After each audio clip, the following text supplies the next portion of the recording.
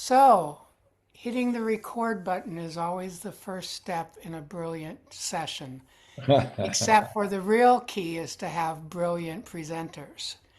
And I am honored to present Christopher Wilson and Charles Haynes to discuss their new book, Life Surrender.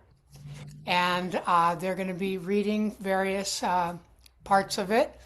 And if there's time for Q&A afterwards, we'll do that. I'm going to ask everybody to mute. And if you're not muted, I will push the button for you, just so there's no echo or distraction. Take it away, gentlemen. Thank you, Diane and Terry. So wonderful to see lots of old friends here, including some people we haven't seen in a long time. And it's just a delight to be here talking about the book.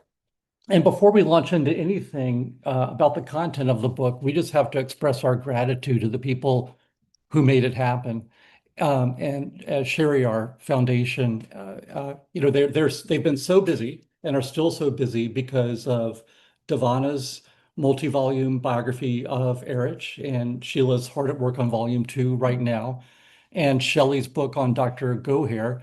And somehow they squeezed us in between these major projects. And it's, such a joy to work with Andy and with Sheila with all of her decades of expertise. And then Sheila introduced us to a very talented designer in India whose name is Pranita Latta, who worked under Sheila's expertise. And she's really responsible for what you see in the layout of the book, how to combine the images and text. And we were just so happy with her work, and we had a bigger team of people. Fair Davis was very involved in early stages of editing. Fair McCaig, And, Fair McCaig and Sheila Gamble, who is herself such an expert editor, found all kinds of things that needed to be corrected. So we're very yes. grateful though. And David Fenster went over it in the end, which is like the great test of fire. Yes. I mean, if you can pass that test, you're okay. Nobody's ever going to find anything. And before you guys continue, sorry to interrupt, because this piece of very important information was done before the record button was hit. But this is December 6th. Oh, so yes. let us all say happy anniversary. Thank 11 you very years much. Yes. for Christopher and Charles. Yeah. Yeah. The anniversary, What better? Christopher and Charles. And to Elizabeth who went to Baba this day. Yes. Which they mentioned, and it's very touching. Thank you. Yeah, we were thinking this no better thing to do today than this.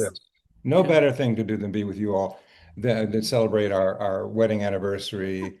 And it was such a transcendent moment for us. And then of course to do it on the day she went to Baba, Elizabeth went to Baba, had such deep meaning for us. So, she lives with us every day. She guides us. She's just both of us. Even though Christopher didn't meet her, he feels as though he knows her really well. So anyway, that's why. Yes. That's why we chose the day. Yeah. Well, happy anniversary to the two of you. Jai Baba. Thank you. Jai And Baba. I'll wrap up the thank yous just with one more person, and that's Meredith Klein in India, who did an enormous amount of work finding documents by Nadine, correspondence between Nadine and Baba, and helping us with photos. So we just want to start with saying thank you to all those people. And then the other, since we were just talking about Elizabeth, just one thing I wanted to mention is the epigraph that we put in the book is 2 lines from a poem by Amy Lowell. These were written in the early 20th century. And the reason we thought of those words is because one of the things we have is a little journal in which Elizabeth wrote down texts of poems that she liked. And, this is when it was probably in the 1920s, the early 1930s. So the years just before she met Baba and soon afterwards. And it leads up to poems that she wrote, and after she met Baba, her own poems, a few, Yeah. yeah. And so we got the idea for using the Amy Lowell poem because she had copied out these two lines, and I'll read it to you because it sums up Nadine. Amy Lowell's poem called Mirage. And the two lines are, how is it that being gone, you fill my days? And that's so much Nadine's story is her intense experience of Baba's absence after she and Elizabeth and Narina were sent back to the US in 1941.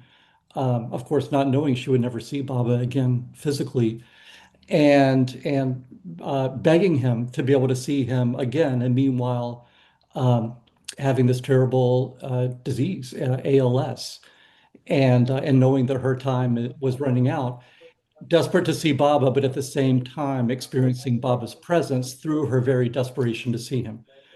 And it's just such a beautiful story of the lover-beloved relationship of that experience of presence and absence simultaneously. Yeah. Do you want to talk about why we did the book? Well, we were feeling very guilty. Yeah. Well, that's part of it. I mean, guilty means, Jane, my mother Jane, that I'm sure you know about her, she bequeathed us Nadine's archives and Norina's, and to Wendy and Buzz Elizabeth's. So she didn't say you have to do this or that, but I mean, obviously they'll eventually be housed at the center and so forth. But we felt that that meant we had a responsibility to make them available. Well, we, I mean, to be fair, we had so much going on in our lives, and there it sat, the trunks, that hadn't been opened in many years. You see, Elizabeth kept her things after she passed, not all of her things, but these papers, and they weren't cataloged or anything. They just stacked in trunks. So we had the trunks, but we didn't do anything with them. I mean, we did a book on an Noreen, which is incomplete and needs more, and all that. But uh, uh, uh, we didn't you know we didn't know anything about Nadine. I think that's fair to say, isn't it? I mean we knew who she was and so forth, but not really who she was. And there we were sitting on who she was, and and um, and I don't know. She was overshadowed, I think. I mean, by Elizabeth and Norina. Baba called them his trio, and sent them back together to the United States to do his work. But of course, the active work we see is what Norina did in her public lectures and thought transmission lectures, and then helping Elizabeth find the center, working together with her to find the center and create the center, all that. Um, and before that, they did the Mayor Baba journals. Elizabeth and Norina, they were involved in the film project. Well, Nadine didn't have any of those things, in her life, and so who knew what she was like? So when we cracked them open, the trunks, she kind of came out there to us, and oh my gosh, this such a fascinating thing, I mean, uh, wait, uh, here she wrote down messages in real time that Baba was giving in India. She had a little notebook. Baba teased her about it. Right? Yeah. You have the Yeah. notebook? Yeah. Yeah. There's And we did we were negligent in getting a book out, but we did put things in archival storage right away. Yes. And we found Baba's Yeah. letters carefully folded and her journals. Yeah. So Yeah. that was the first Christopher step. is very intentional about doing the right thing. I got a lot of help from Dot Lesnick about how to take care of these things. But yeah, the we started going through her things. This was back in the 1990s. And one of the most interesting was this red journal she kept, where she was writing down Baba's messages as he was giving them. And Well, so some of these things have been published in other places, but these are often her sitting with Baba in the group transcribing things as he's saying them. what we think happened is that she did shorthand, and she would write down things, in his presence, and then go back and put them in here. Or then there are some messages that are typed up. One of which she definitely gave the notes for about love, but the others may be taken down by other people, and we say that in the book. So it's a mix, but it's a pretty hefty chapter of Baba's words in that time and place as she heard them and experienced them, or as the others did. I don't know. We were stunned. I mean, it's not as though some of those things aren't elsewhere and so forth and so on, but to see it all in real time, as it were, oh my gosh, what a treasure.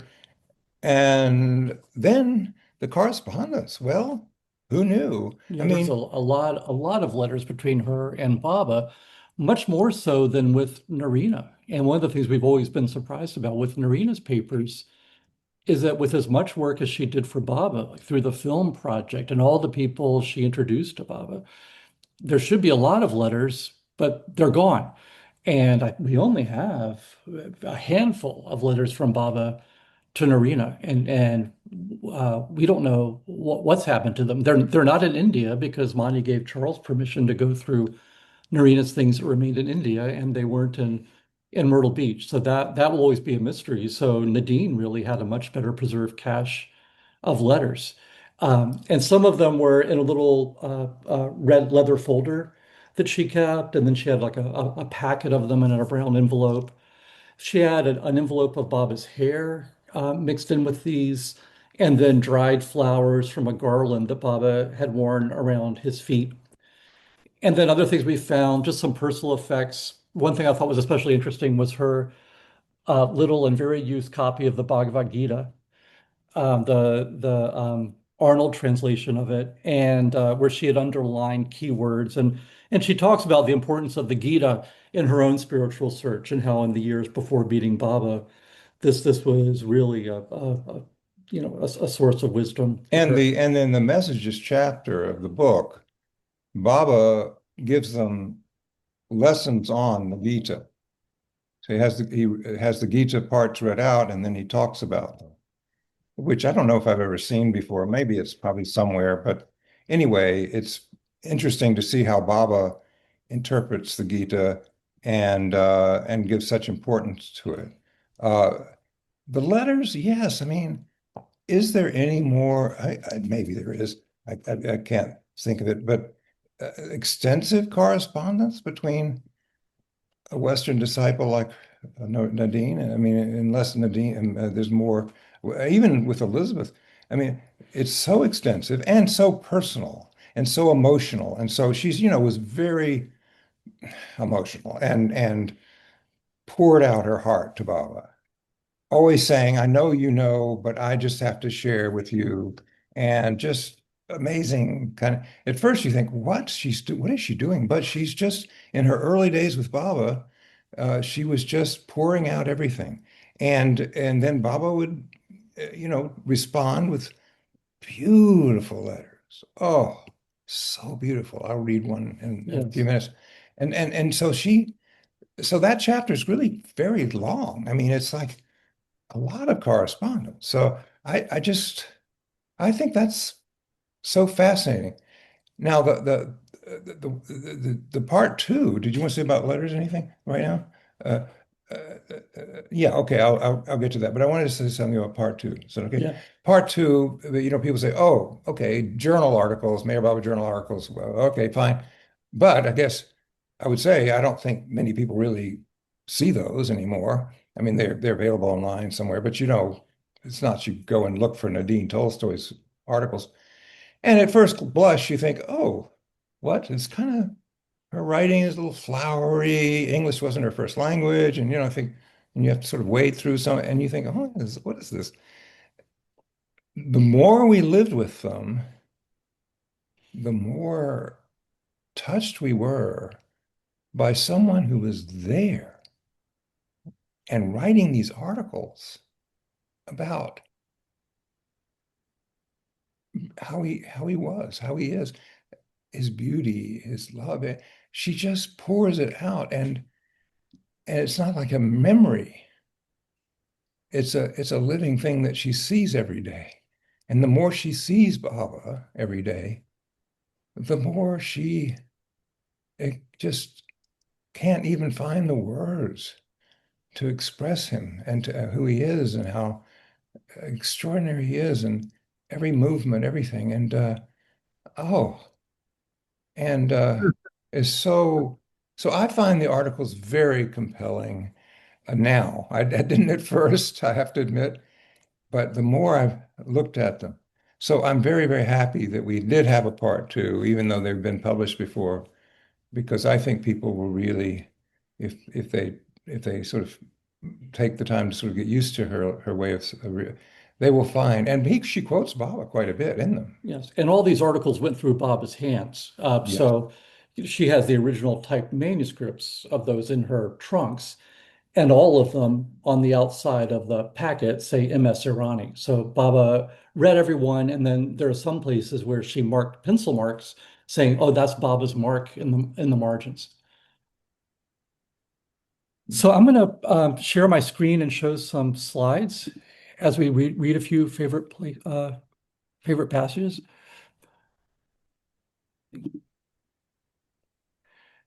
And Diana Terry, you've given me sharing permission. Okay, let's see. Not working.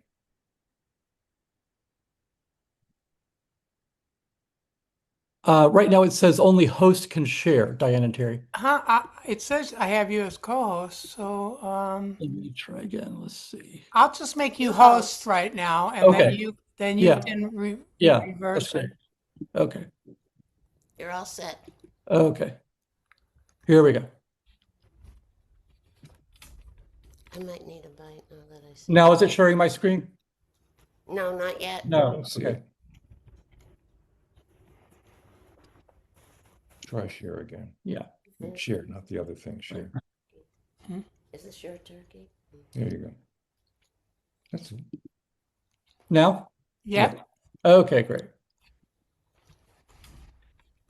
So Baba, with Nadine, when she was living in Meherabad, 1938, you can see the Samadhi there in the background. There's the dome. And this is on the day of, the animal festival. And so it's hard to see in this picture, but the animals are all decorated with garlands and paint. But Nadine looks so happy here. So Nadine, as you all know, she married the son of the great Russian novelist Leo Tolstoy. His name was Ilya. And one of the things we write about in the book is about how she saw her marriage to Ilya as being a kind of fulfillment of Leo Tolstoy's great spiritual search. And Tolstoy was very interested in Buddhism, Eastern religion, and how that intersects with Christianity. And he wrote so much about his own spiritual striving, and Nadine saw, Ilya's eventual meeting with Baba and her own discipleship to Baba as being kind of the end of that journey that Leo Tolstoy had started. But I thought I'd just, yes. Your block. Look, the screen it should go full screen, and Okay. it's got your captions on the side, so it's blocking the picture. Okay, let's see here. Sorry to interrupt. No, no. So we see the captions below, so something's not happening. Yeah, the caption should be Okay, the you bottom. got There rid you of go. them. That's good enough. No, they're Yeah. back again. Okay. No, All right, let's just All right. listen. This way. Okay. Yeah. All right. Now There's a switch screens. we'll just do it like this. Thank you. Yeah, I think there's an echo again. There we go. Nadine's spiritual autobiography reaches its high point when her long search for a master culminates in her first meeting with Meher Baba on November 19th, 1931, at Herman on Hudson in New York. She had been invited by her friend Malcolm Schloss, who, with his wife Jean Adriel, owned the North Node bookstore in Manhattan, specializing in spiritual literature. A recurring theme in people's first meeting with Meher Baba is the immediate experience of familiarity. For example, when Elizabeth Patterson first laid eyes on him during that same time in Harmon, she wrote, quote, "I tried to recall where I had seen him before. The feeling was one of familiarity, like meeting a friend in a foreign land, a friend whom one has known well as at school. Only since that earlier period, the appearance has changed." Similarly, Nadine felt she was not meeting someone new, but was instead encountering the physical presence of one whom she had always known. Baba had, quote, almost a boyish look, but gazing from high and afar, unfathomable, deep, deep, yet smiling with pure light in his shining eyes. He reminded me of something, of somebody I knew far off, but could not catch the vision. I felt as if he were challenging my inner memory, and his whole posture and atmosphere was asking, "Can't you remember? Don't you remember me from the past?" Baba spelled out on the board, "It is long since you were waiting for me. I will help you." When Nadine began to tell Baba about herself, he interrupted, saying, "I know all," and simply repeated, "I will help you." Nadine felt, quote, his deep seeing eyes beyond that which we can see, reading the open book of me, working within me. He was my master. In Tolstoy's novel Anna Karenina, the character of Levin has a moment of epiphany. Quote, "I haven't discovered anything. I've only found out what I know. I've understood that power which not only gave me life in the past, but is giving me life now. I am freed from deceptions. I have found the master," end quote. Similarly, in the room at Harmon on Hudson, where Baba was stretched out on a couch, Nadine had found her master. It was less a discovery than a reuniting of two hearts that had been entwined across many lifetimes. Nadine saw Baba for the second time in New York City in May 1932, when he was staying at the home of Graham Phelps Stokes at 88 Grove Street. Here, she recognized him as Christ. Quote, "I saw Christ before me as he was seated on the couch, in the expression of all his figure and his divinely lit up face, in his eyes beaming love that no words can describe as they radiate the power of flame. His Christ-like, luminous and healing power brought me to his feet. On my knees, I sobbed in tears of repentance, joy, and gratitude." When it was time to leave the room, Nadine recollects, "I declared as loud as I could, 'Jesus Christ,' with all the solemnity of those great words." Nadine says that, quote, "the next day was the most important day, as my husband, Count Ilya Tolstoy, had decided to come meet Baba. Ilya arrived with a question that had preoccupied him. How can one love when there is so much evil in this world?" Looking at Ilya with love, Baba told him, "You have to take love in your heart," and used his board to call him, quote, "a fine man." Ilya was, as Nadine puts it, exalted, touched, eyes full of tears, embracing the friend who had come with him, and then going home to call other friends to say, "It is the first time in my life that I meet a man who has divine love." Ilya passed away on December 11th, 1933, and was buried at Evergreen Cemetery in New Haven, Connecticut. Nadine nursed him devotedly during his final illness. It was training for when Baba would give her nursing duties while she lived at his ashram at Meherabad.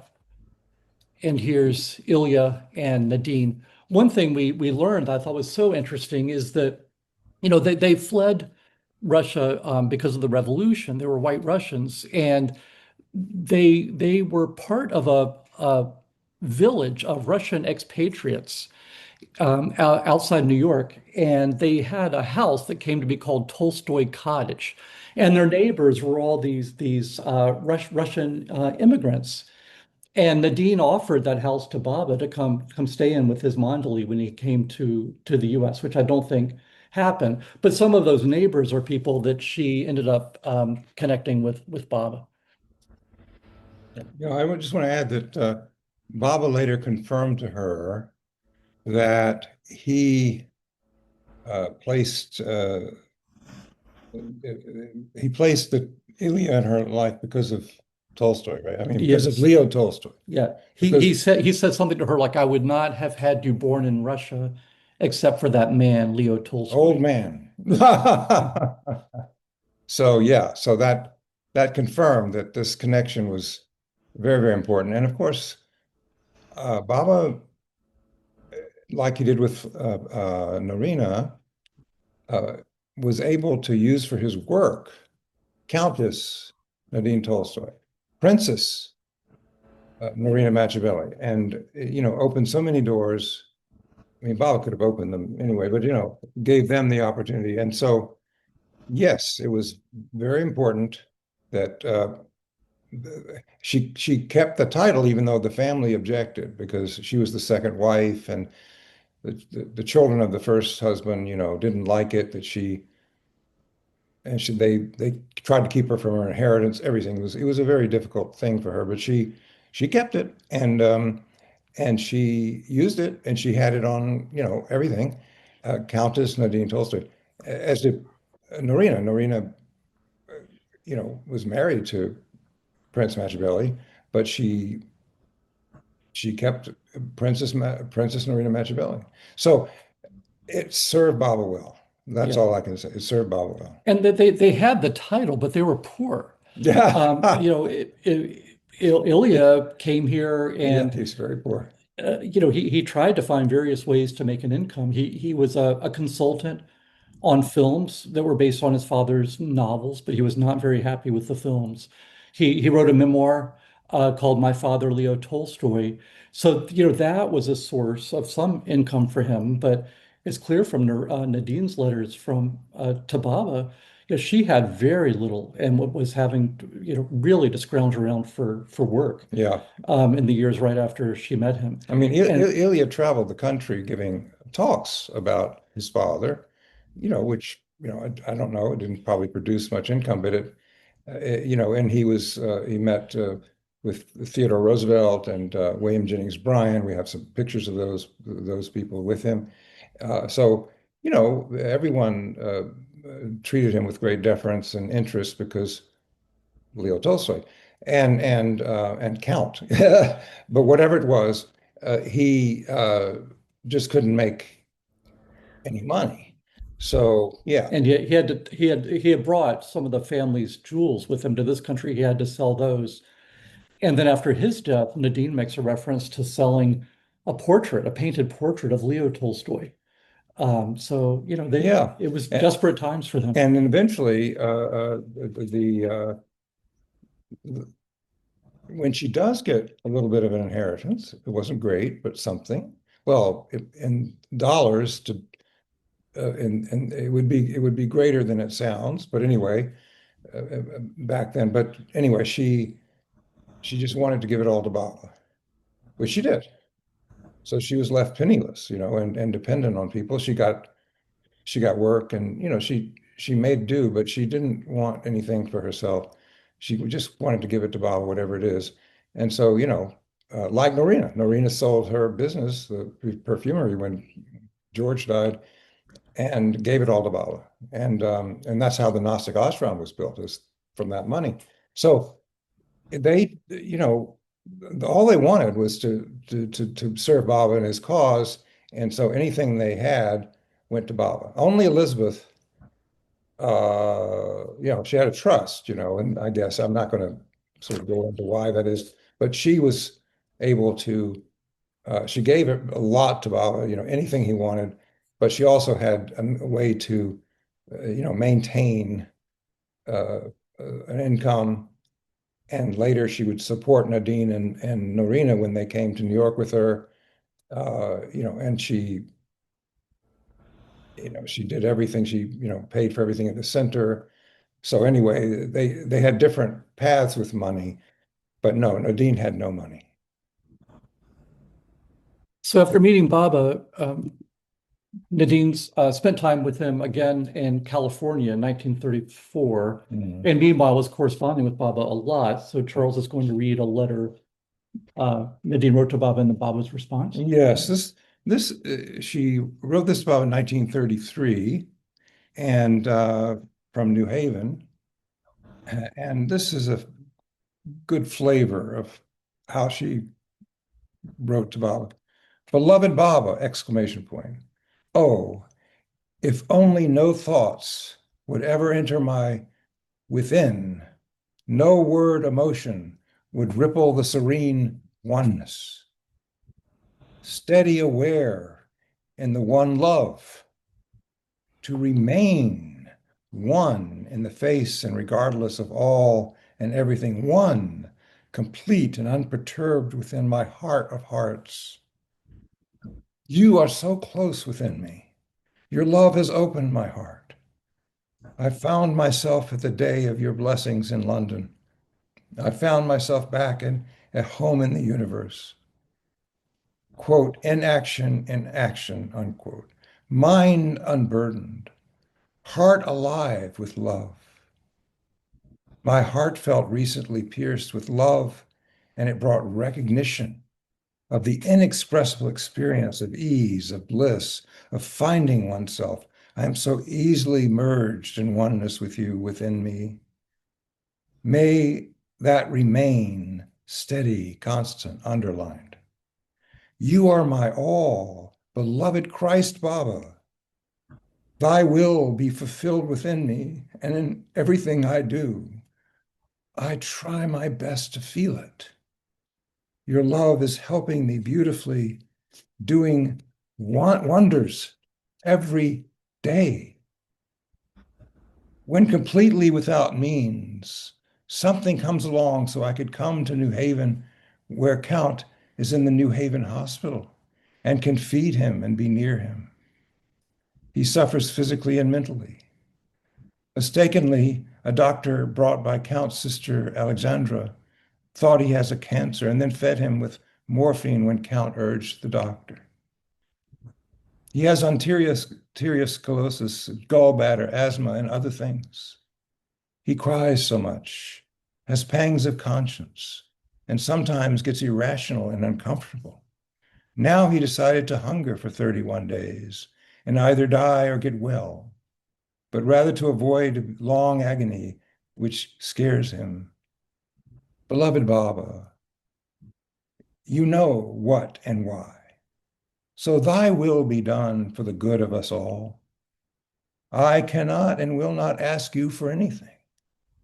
You know, and you are all to me. May my heart remain one, true, constantly to thee alone. Elizabeth and I, we felt one another. I love her. They both offered me hospitality when I was 2 days in New York. In the nearing slowly death, I trust you are with Count Ilya and the source of peace, strength, and love to me. Love endless to my one and all from your own Nadia. And here's the letter from Baba back to her in December of 33. It's written in Meherabad. Dearest Nadia, your beautiful letter has delighted me. Nothing pleases me so much as the thought that you love me and live for my love. The vicissitudes of life and all the varied experiences of ups and downs are but the means to an end, the preparation for a goal to humanity. You understand it, and understanding it stand it all with patience and forbearance that are really creditable. I understand and appreciate it all, and love you all the more for that. Remember, dearest Nadia, all these sufferings and trials bring you nearer to me every moment, which is the only thing I desire for you, of you, and my dearest ones. You know I am always with you wherever you are, whatever happens, and rest assured, one day you will realize the fruit of all this that you have suffered and see me as I really am and merge in me, the goal for which you aspire for years.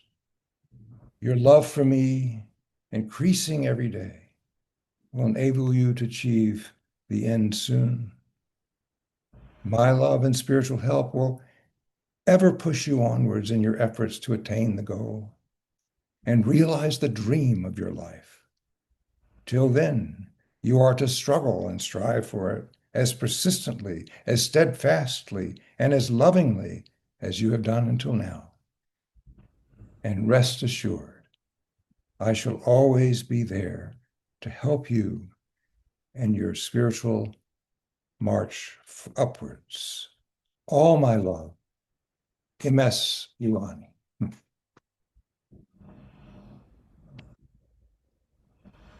So then Baba invites Nadine to come and join his ashram at Nasik, and everything is paid for, uh, so that it's possible for her to go. So here she is at Baba's birthday party in 1937, seated in between Delia and Margaret Krask.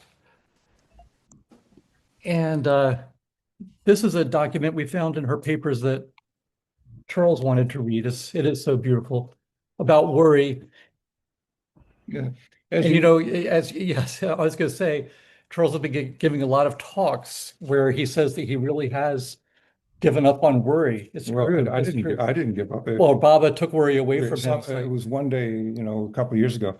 In fact, now I look back and realize that to prepare me for what I'm going through now with my illness, it's Baba wanted to take away worry. I think. I don't know why he wanted to take away worry, and I don't know why he did. And I don't think I did anything to deserve it, frankly, but it just happened. Grace is there. So it left, and now I can't remember what I was doing. I can't remember worry anymore. I don't, it's strange. So I mean, I'm glad for Charles, but now it's like I have to worry for both of them. yeah, that's your job. Even though Baba wants you not to worry. Okay. So, as you know, Baba always stressed, that we don't worry, be happy, as it were. Very deeply misunderstood, obviously, a phrase from Baba because he didn't mean, oh, it's all wonderful. He meant, I think you could say, when you don't worry, you will be happy. You will feel happiness, right? So, yeah, so try not to worry. But he says, I know you can't do it easily. It's just my grace has to be there. But he said, try. And then he says, if you all you must worry how to remember me constantly. That is the only worthwhile worry. That is the only worthwhile worry that will end all other worries. Okay. So this is very early. I love this because it's in 1937 when they were in Nasik, and uh, I'm not sure this is quite where "Don't Worry, Be Happy" came from, because I'm sure there's predecessors, but I like to think it is. But anyway, so Nadine wrote this one down herself, and in her handwriting, and she says it was given May 28th, and now that's when they were closing the Nasik ashram. So this is kind of the last thing. And the year, actually, the year wasn't given. I just had to figure this out. But it was in connection with Kimco going away to Nice and London, she says. So that indicated the message was given in 1937, May 28th, 1937, when the ashram was closing. So Westerners were being dispersed to various places. And as you know, Kimco was the nickname for Kim Trollhurst and the other women who met Baba in 1931. And so Baba says to her, well, she's yeah. So there's someone in there. I think it was Ruano who was worried about all this about the Kimco leaving and so forth and so on. And uh, the Baba says, "Why worry? Worry is unnecessary. Necessary worry is not good, but unnecessary worry is madness. If I say be happy at once. Forget, out, away with it. Why brood? I never brood. Laugh, be cheerful. If it is all illusion, why not be cheerful, happy? Start now." I love that. I, I think I think that's that's one of the sweetest things that Bob has said about worry. This was just something sweet that we found in her papers. It's a little tiny card, like the size of a credit card. And I think it must have been a recycled candy label, Gordon's Candy, 1938, to Nadine Love Baba. And then you can see here in the lower left corner, he signed it MS Irani. Mhm. Then Baba gave her a job, which was to run the maternity hospital on Meherabad Hill. In part because she had that experience of having helped nurse Ilya.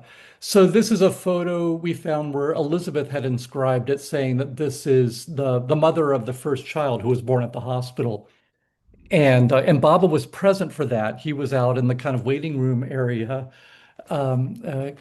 hearing about the progress of this birth. Charles, you want to read the Nadine this part? Wait, no, you finished with that? Yeah. All right. I'm doing it. Leans on me, right? Yes. Okay, so I love this because it and somehow it captures Nadine in a way that says it all. Um, so Baba, um, Nadine was clearly very dear to Baba, who singled her out for one pointed devotion to him. There was an occasion when Baba spoke about the importance of relying solely on him. Friendships among the disciples were fine, but devotees must lean on Baba, not on one another. Pointing to Nadine, Baba said, "Nadine is most fortunate." I should say, though, that this comes, I should add, before she says about Nadine, he says about Nadine, he says, "See Nadine, Narina here. Uh, you know, what if she leans on Heidi?" I don't know, it's true. I think he was just being hypothetical. Uh, what happens? And Heidi leaves. She goes, uh, she goes away. Then what happens? Uh, uh, so that's how he was saying. So he says, lean on me. So anyway, then he said, after that he points to Nadine. And he says, Nadine is most fortunate. She wants to lean, but has no one to lean on. Her nature does not agree with anyone.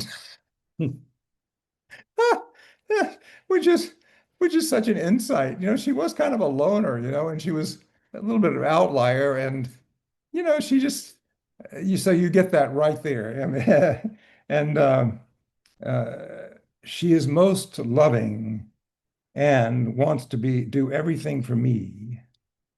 She would speak for me even on the top of Mount Everest with only the snow to hear her. Yeah. So she, she so Bob said she leans on me, and but he's saying, everyone should just lean on him. And uh, uh, gosh, that's such a amazing moment. And there she's sitting right there. Take, So in 1941, Baba sent Nadine and Elizabeth and Narina back to the States. Narina and Elizabeth were charged with finding a place for Baba's center to be established, his home in the West. And the three women lived together uh, for much of that period in this building, 130 East 67th Street. And this is where Narina would sometimes give talks through thought transmission to a small group of people who came and were gathered at the apartment. And then she would speak at other occasions at places like Hotel McAlpin or Little Carnegie Hall. So the apartment was for more intimate gatherings. But Nadine's job was to be a contact for newcomers to Baba. And so this little slip of paper that we put on the left part of the slide is something that would be given out to people who came to Narina's lectures. If their interest was sparked in Baba and wanted to know more, they could come and meet with her.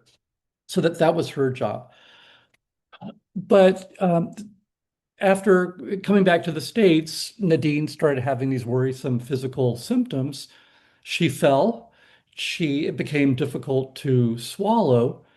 And she had, what was called Lou Gehrig's disease, ALS, which means, such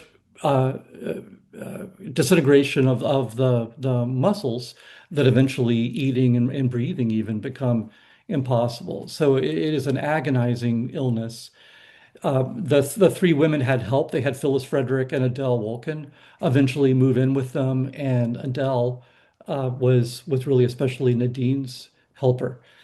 And the letters from this period are very painful. About Nadine talks about how hard it is to eat, and she has to eat in a room by herself because it's so awkward for her to try to swallow. But yet Adele wrote, she stayed cheerful. She continued to greet people with so much warmth. And this is one of my favorite parts of the book. Um, uh, Margaret wrote a letter. This was soon before Nadine. Nadine died in 1946. Margaret wrote a letter, and the letters from Margaret are so sweet to Nadine and to Narina during this period. And I know Margaret is especially famous for her irony and her sarcasm, but when you read these letters from India, they are so loving and so warm. So Margaret says to Nadine, I snatched an opportunity to tell Baba I was writing to you. And he said, tell her I love her. It sounded so beautiful when spelt on the board. Not give her my love, but tell her I love her. We all felt so happy for you that he should express it in such a lovely, simple way. And I know it's really all you want. I think I should read the passage about Yeah. this. And Do we- yeah, it's in the second chapter. Which you wrote Okay, so much sorry. of and so beautiful. He's a wonderful writer, Christopher. Thank you. I'm just saying. Not that I'm Why don't you jealous of explain the that. picture while I look for it? Okay, so this photograph, Got to hold it up higher. hold it up higher. You're familiar with, of course, and she loved this photograph.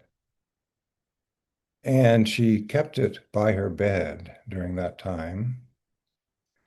And on the back, she wrote Messiah 1944, love me and live in me, Live in the thought. of me till I come. Now, that's a a message Baba sent to them who were waiting for him in the West. And she felt it was so meaningful for her. She wrote it down in multiple pieces of paper that are in her archives. I mean, multiple, and just had it everywhere. Because, of course, her longing for him to come was so deep and profound and, constant that this meant so much to her, what Baba said that how to live that until he comes. So I think you.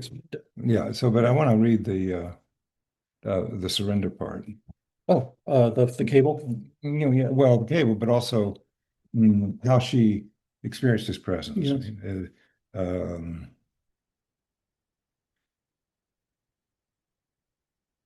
So yeah, this part. As Nadine's condition worsened, she became increasingly aware of Baba with her, helping her. In the following letter to Baba, she thanks him for coming to her in spirit and heart. I am so endlessly, profoundly grateful to you, beloved Baba, for all you have done to me since I suddenly collapsed. Only you knew how much I needed your help, particularly as to keep the center within was the most important and helpful thing in my distress and sleepless nights and anxiety.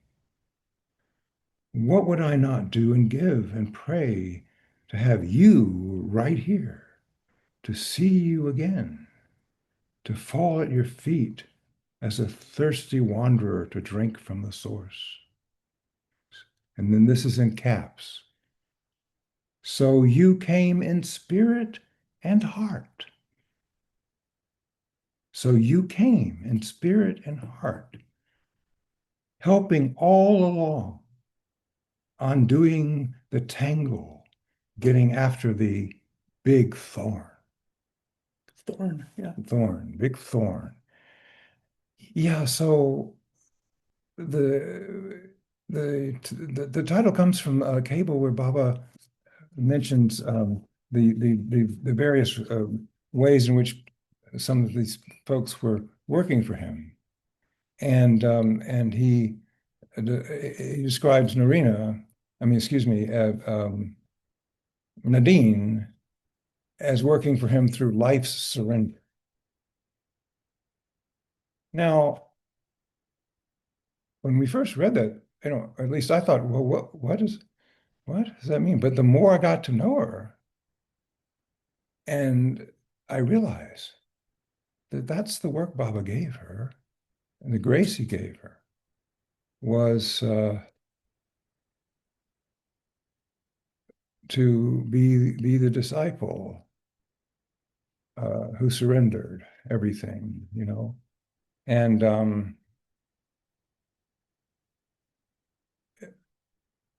Adele, when she wrote about these times, she said she was there nursing her, and she said, the extraordinary thing was that she made this, she surrendered in her worst moment at the end. She surrendered, and she said it was, she said it was extraordinary to see that. And even when she couldn't speak, she used an alphabet board, and she One of Baba's alphabet well, boards. yeah, Yeah. and to communicate, and then but she remained cheerful and resigned to his will, and that was the work. She didn't found the center. She didn't do the Mayor Baba journal. She didn't work on the film. She, didn't have a public profile, as it were. And she was sick before she could do very much in the West, but she surrendered. Yes.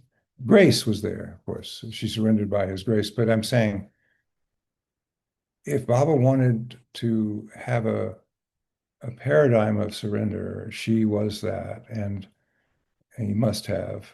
And she was, so what a great thing about Baba, not about her or me or you, or is what a great thing about Baba that this is of course, the most important thing Baba points to is surrender to his will, surrender everything. And even in her worst moments, even ALS is such a devastating disease, so devastating, so painful, so debilitating. And what did she do? Surrendered. And then what happened?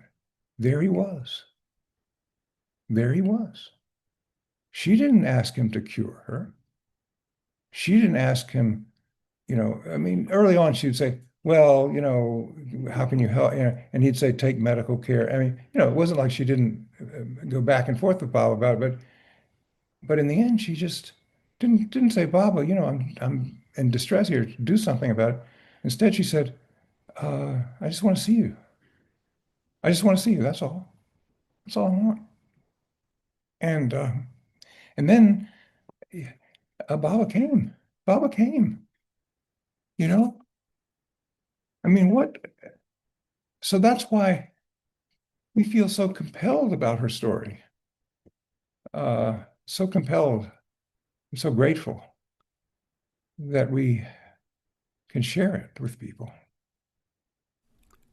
Charles? Yes, Yeah, this is Scott. yes, Scott. I thought you might like to hear, and perhaps you hadn't, what John Bass told me about Nadine.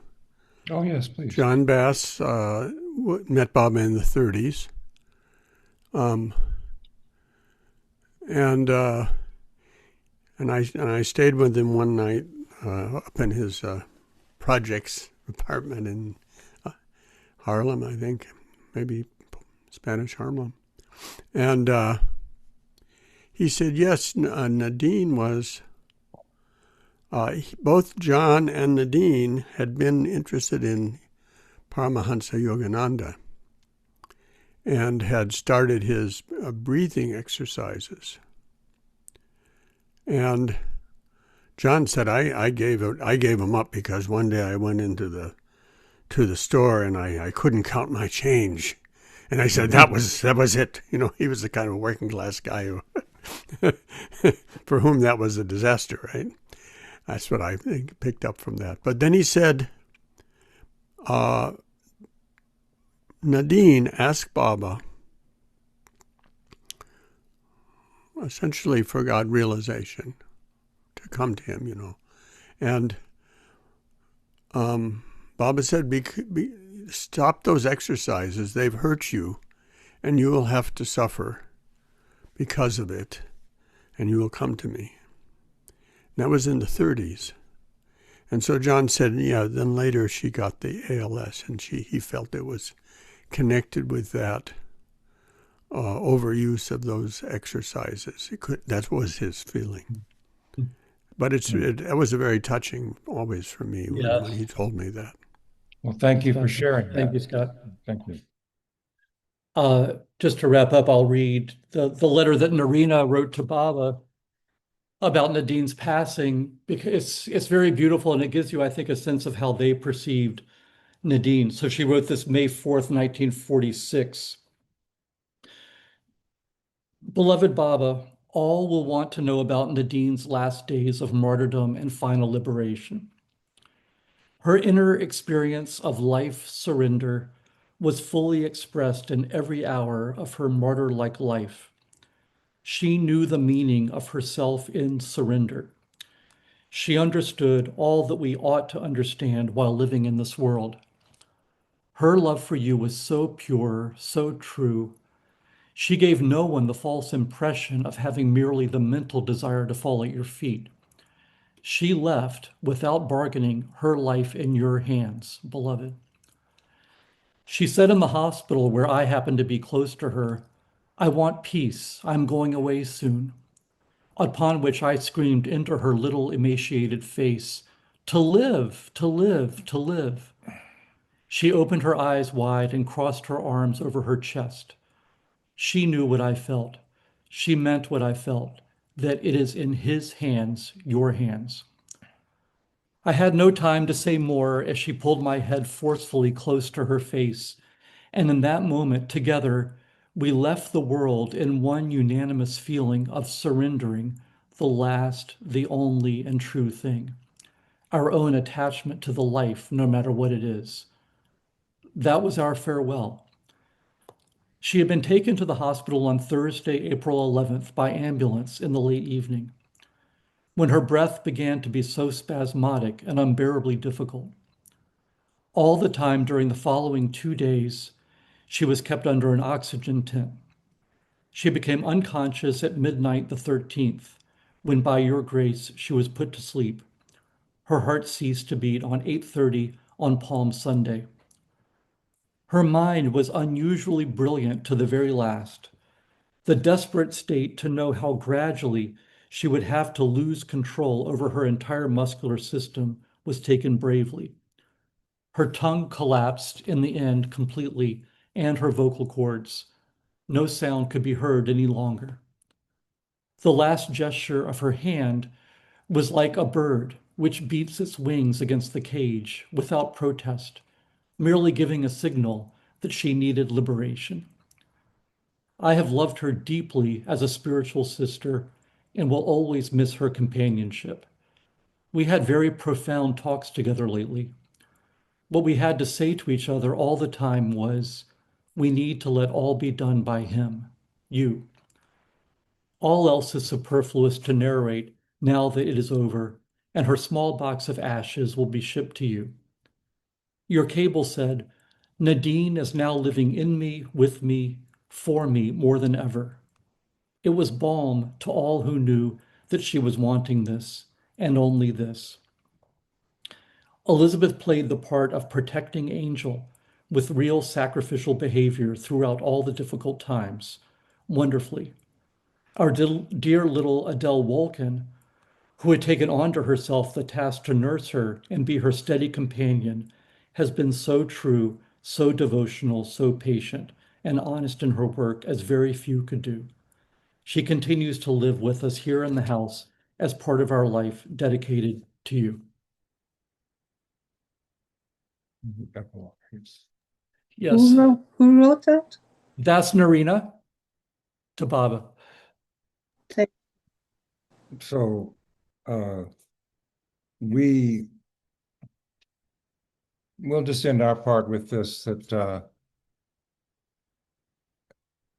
we've already mentioned how she just leaned on Baba, and Baba, indicated it was not easy for her with some of the others, because I don't know her nature, personality, I don't know. But anyway, so here is what we have as an epigraph. Epilogue, I'm sorry, epigraph. I can't remember the difference, but anyway, epilogue. Once when asked what life was like for Nadine in the Meherabad ashram, Elizabeth related the following story. One day, Nadine approached Baba weeping and distraught. Baba spelt out on the alphabet board, "What is the matter?" Through her tears, Nadine managed to say, "Baba, no one loves me. They all hate me." "Is that so?" asked Baba. "No one loves you." Nadine replied, "No one, Baba." Baba smiled and asked, "Does Kippy love you?" Kippy is, of course, Boston Terrier, Elizabeth's dog that everyone loved, and that is, and Kippy loved everyone. I'm a lot louder. Okay, yes, sorry. Does Kippy love you? Now Kippy was a great favorite of Baba and was beloved by all in the ashram. And Kippy, in return, loved everyone. Nadine was silent for a moment, and then she had to reluctantly admit, yes, Baba, Kippy loves me. And Baba then asked, and does Baba love you? Oh, yes, Baba. I know you love me. Baba looked into her eyes and said, what more do you need? What more do you need? Baba loves you and Kippy loves you. Yeah, what more do you need? That is that's our uh, epilogue. Yes. Yes, that's the epilogue. Yeah, which sums it all up. Well, we'd be delighted to take any questions or Christopher, can you make me host and you can stop sharing? And then I'll call on people. If Sure. anybody wants to ask a question, do the digital raise hand or do this.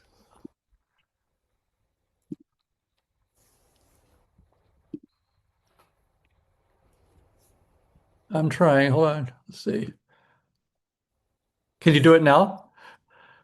You have to Um, make your host. Okay. Let's see. I'm trying to find that. I'm not the host though, but I know we're Okay. trying to find Call that. your own. I see. Kate, I'm sorry. I'll call on people until I can figure out the host thing. Katie. I can tell you, in 2 seconds. Okay, Okay. tell If me. you go up to my square to the right corner Mhm. and Oh, hover the three little dots, yeah, yeah. bring it down and it will say make host. Only on my square.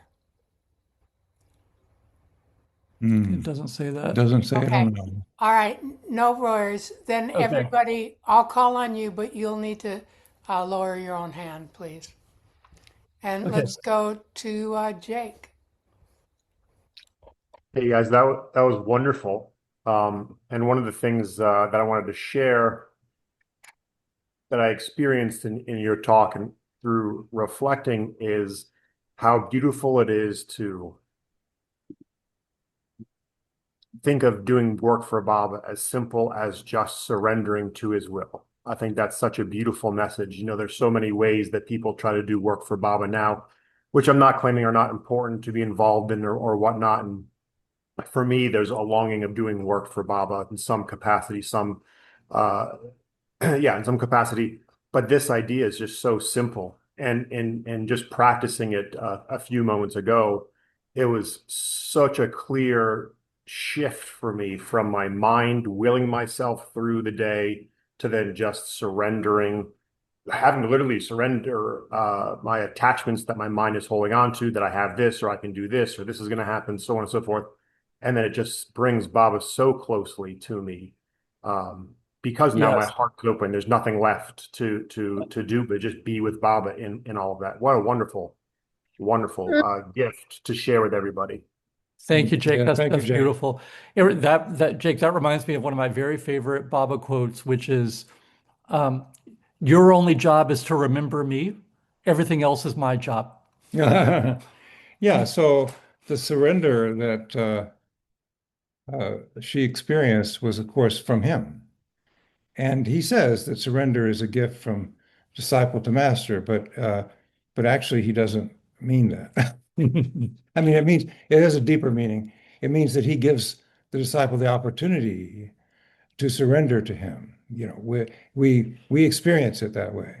But in reality, of course, it's all written in the plan. When we surrender, when that happens, that's the first thing. It's just already done. And secondly, surrender is a gift.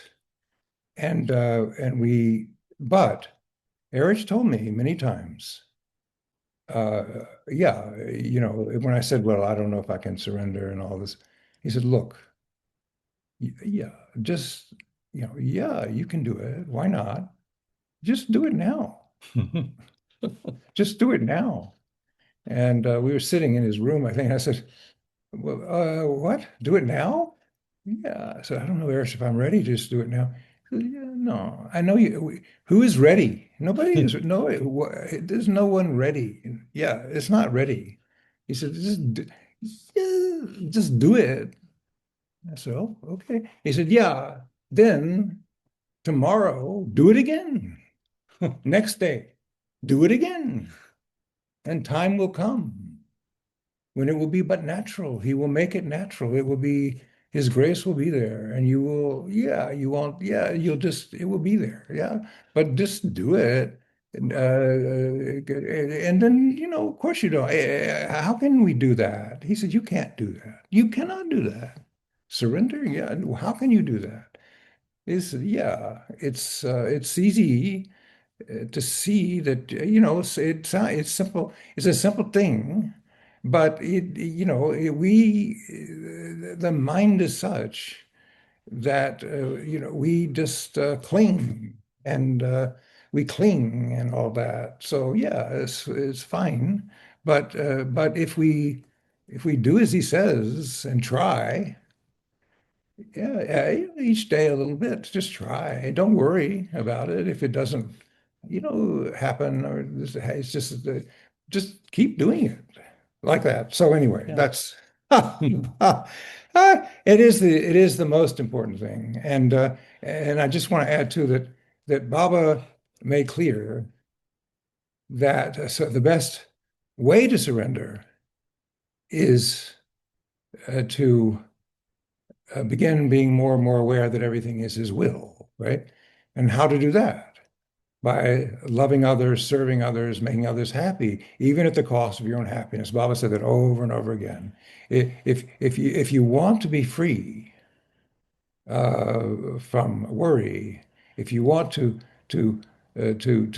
become more aware, as it says in My Wish, that everything is from him, everything. If you want to experience that, you forget yourself in helping others, helping me and others. He says, that's it. That's the simple thing you should do. And of course, it sounds, again, simple, but it's, our habits are such we don't always do it. But that's the beauty of surrender. It's just a gift that he gives, and we prepare ourselves. Eric used to say, we have to create the container. The container is there by our what we do. He will give us this container, you see. And then the container will be ready when he releases his grace. And then it will be ready. We just create this container. I love that. Sorry. What? Jill. Well, that last remark that we have to create the container fits perfectly with what I've got two parts to this. I've tried, want to make it short, try to, because the mandali and also you and Christopher, I mean, the containers that are created, you see Margaret Prask ballet, Kitty Davy music, Charles Purdom. I mean, you see the tremendous effort. Anyone who tries to learn to play the piano, it took me, years to be an intermediate piano player, and it requires so much solitude and discipline and effort. And imagine what Kitty went through. So it goes back to the remark about creating the container, and that he had Nadine born in Russia because of Leo Tolstoy, and the importance of the arts, and all of your work, Charles, on religious freedom, which that's part of my question. It seems to me religious freedom is also freedom of the arts, that they're bound together. But I do want to add to me, what's a very touching story, because Nadine has always meant a lot to me because of my cousin, Natasha. And by coincidence, Tasha and I were born 2 weeks apart. And in 1969, we came to Baba around the same time. She, like me, recognized he was God, but she would not join any Baba groups or anything. And Tasha was, well, So her mother, Marie Babrinskoy, was the daughter of Count and Countess Babrinskoy, who were direct descendants of an illegitimate son of Catherine the Great. And so they had quite a heritage in Russia. And the thing is that what Aunt Mimi and Tasha brought into my life was this tremendous beauty and love of the arts. You think Margaret Krass knew Anna Pavlova. Tasha introduced me to Anna Pavlova. So what happened, to finish off, the Glow magazine about Nadine came out a few months ago. I sent a copy to Tasha, and about a month later, she passed away. Mm. So, what you did with Nadine, of course, has a very personal effect on my life. But the question I come back to is the place of the arts in building our container. Because, I can't just head for the nothingness of God realization. That really means nothing to me. I need something to get through the day. Yes. That's it. Oh, that's a beautiful question and a beautiful description of yeah, well, what to say about it except that Baba was surrounded by people in the arts in the early days in the West. I mean, you have to think who wasn't in the arts. There was so many, and Nadine included. Nadine was a trained opera singer, and she sang in India, and she had a beautiful voice. Baba called her A nightingale. nightingale. Yeah. Baba called her a nightingale, and of course Baba. Uh, yeah, so the arts are so close to, I would say, to spiritual life in so many ways. Appreciating the arts and also practicing the arts just takes us out of ourselves into a deeper place. And what else is there than that? I mean, that's so yes. And Baba, of course, he had all of these great artists around him, and Quentin Todd and Margaret Krask and um, so many. I mean, as you know. So, Garrett Fort, who's on the cover there, Gabriel Pascal, many, many others who, and Baba was really just so interested in all of it and involved in all of it. The film project was his way of, I think, I don't know anything about it, but it wasn't about making a film, and it didn't happen. So it wasn't the point. But could it not be how he transformed the arts and for the future, through all of that work on that film, the scripts, the people involved, and so much attention to that, and Baba giving notes for it and all that. And Baba was an artist, of course, Baba was an artist. He literally, I mean, he wrote poetry, and He was a great singer. and he was a great singer. Of course, he loved music, and he even in the later days, we think of Baba's poetry as early as Huma, but in the later days, Baba was composing ghazals you know, and giving the openings of ghazals so that Bao and others could finish them. Various mandali, he gave them a prompt. So yes, I think, the arts, Rano, I mean, just goes on and on. So yes, it's a wonderful point. And uh, what would we do? Yeah. No, I think Jill, that is a beautiful point. And just about the singing part, two things is Monty talks about one time when they were on the Blue Bus tours and they go to the Taj Mahal and Nadine starts singing while they're there, and she said the sound was just so beautiful. It was transcendent. But one of our chapters, we have the occasion when Baba is giving them the seven names of God to sing. And Nadine wrote down all the definition for those names that Baba gave. And Baba emphasized the singing so much. And he says, you have no idea that the sound that you make while singing never goes away, that the singing goes up, and that is the implication is that it functions in his work of awakening, that it never dissipates. Also about the singing of those seven names. Nadine was asked by Baba, told by Baba to be silent for a year, and as were a couple of other people, and but with the exception that she was continued to sing with the women to the seven names of God. Yes. That was the only exception to which she could make a sound. Yeah. Yeah, beautiful, beautiful point. Yeah. We don't think enough Thank about you. Thank you so much. And Thank you, Jill. Deborah. Jay, Hi, Bob, Deborah. Charles, and Hey, Hey, Christopher, Barbara. thank you Hi. so much for this talk. Charles, thank you for sharing that story once again about Eric talking about surrender, and also the what Baba said about not worrying. Those two things are my greatest ongoing work with Baba, getting better at both of them. It's as Charles, as it's amazing how suffering can bring you to a point of learning more about surrendering and not worrying, as I've had to learn since my two strokes. So, and just what you were talking about singing, that's also, and I have yet to go back to that in a big way. I'm still having to get better use of my right hand that's still a little numb. And so I'm going to start trying to play guitar and other instruments I have. And because I feel Baba's presence so much when I sing, not because of me, but it just, I don't know. It's just that that's what happens. And I want to feel more of that. So what you've talked about, both of you, just brought a lot of more things to the forefront for me.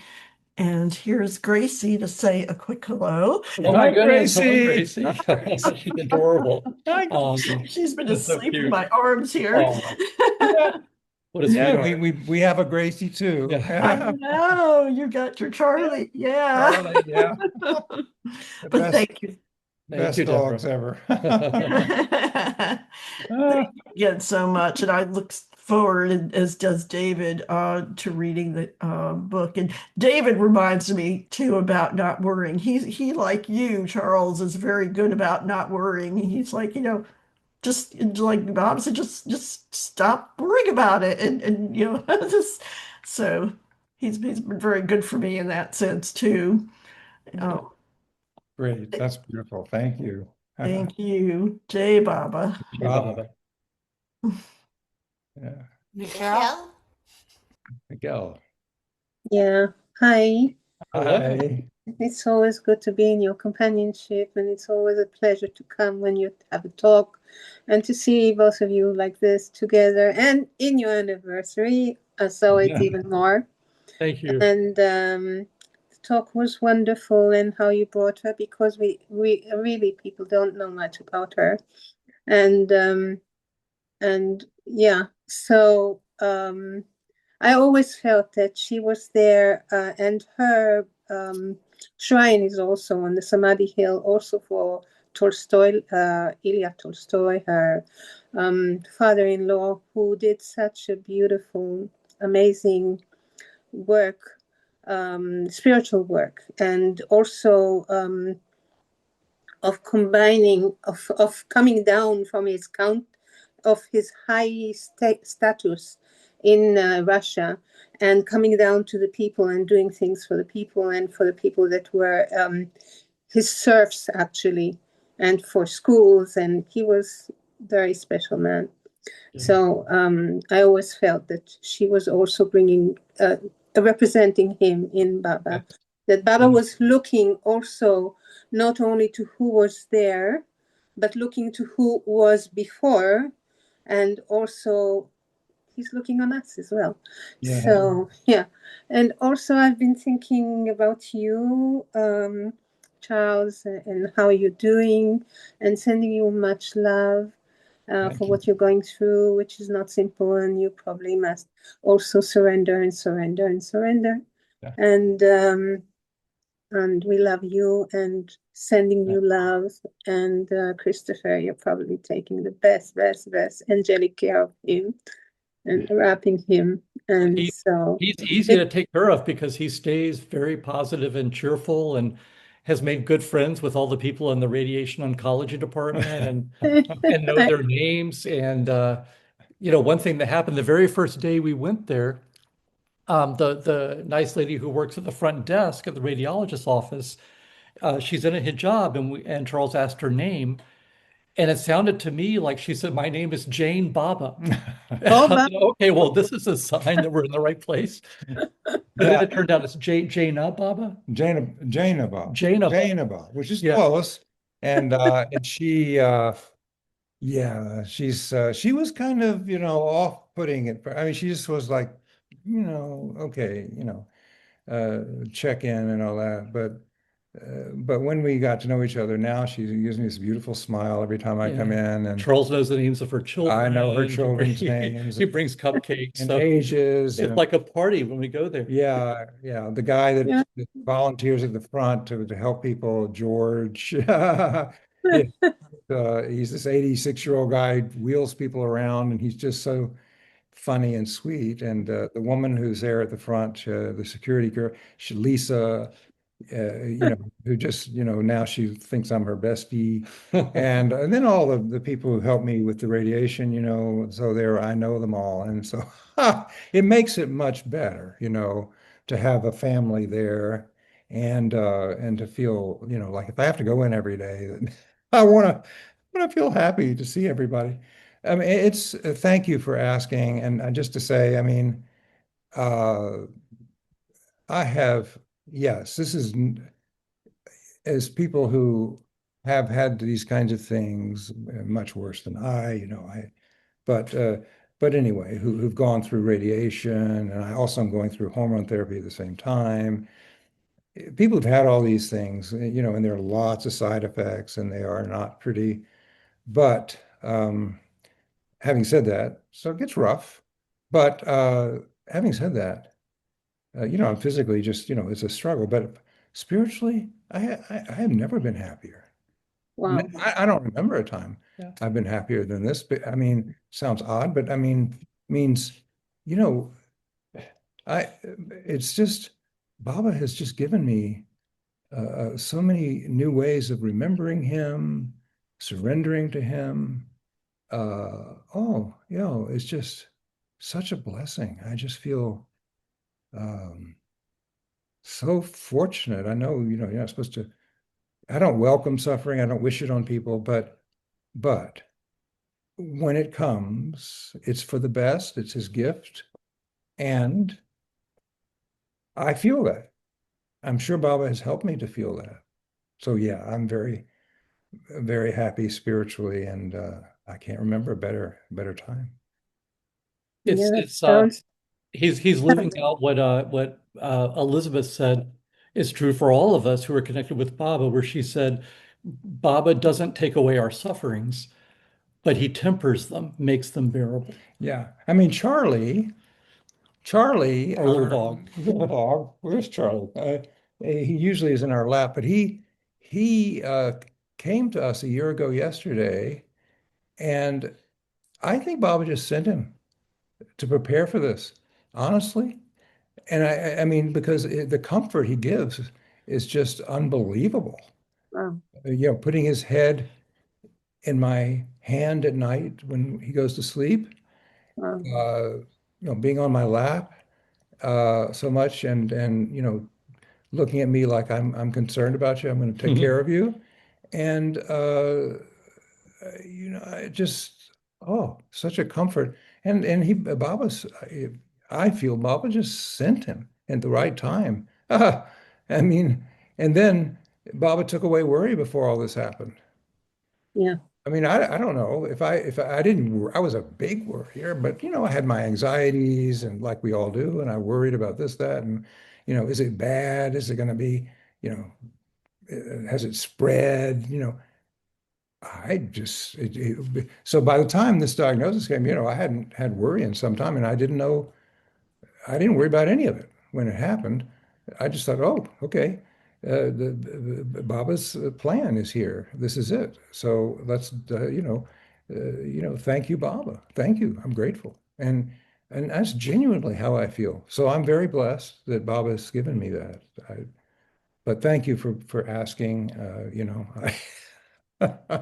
and we can all send you love, Thank Rahul. you. So, and when Christopher was talking about how you go into the hospital and you about all these people that you make them smile, Yeah. it's like a picture of shooting star, like and you have a trail back, and it's sparkling on all the people there. Yeah. Yeah. Baba is there, and they are getting Baba's love, because I always say Baba's name inwardly to each one. And I know his name is enough.